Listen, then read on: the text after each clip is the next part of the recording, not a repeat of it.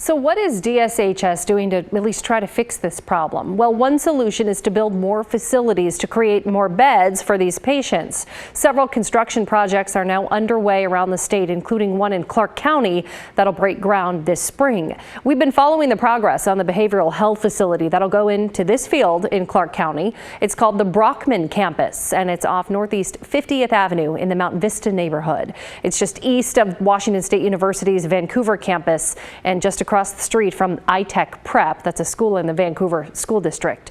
Now, the facility will include 3 16-bed buildings and will have beds for 48 residents who need behavioral or mental health services. Their treatment could last 90 to 180 days or longer.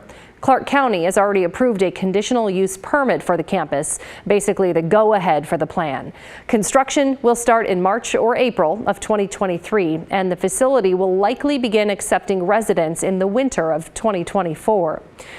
All right, so here's how it'll work. So say somebody's arrested for a crime and considered to be a danger to themselves or somebody else, but jail just might not be the best option. Instead, a judge might drop their charges and have the person civilly committed to a community-based setting like the Brockmann Campus, where they can receive specialized treatment.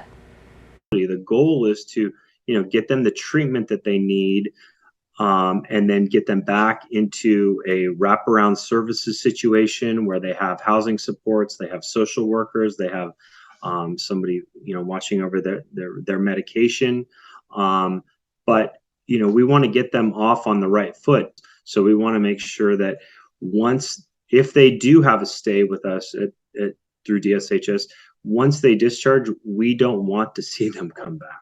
We want to see them, ultimately live in their community and be, contribute to a positive contributions to their local communities. And that all starts, though, with creating the beds and the space for people to get this type of treatment. And while most people would agree that this is desperately needed around the state, especially right now, there's still plenty of opposition from neighbors in Clark County who are concerned about the safety elements. It's not so much that they're against the idea of this project, they just don't like the location. And they have a lot of questions about how secure this facility will be. So we asked Tyler Hemstreet with DSHS about that.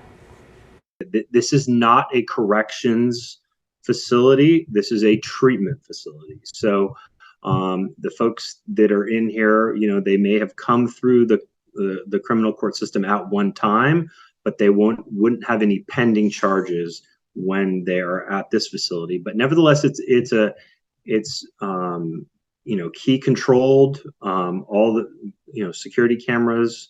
And no one will go unescorted anywhere in and out of the facility.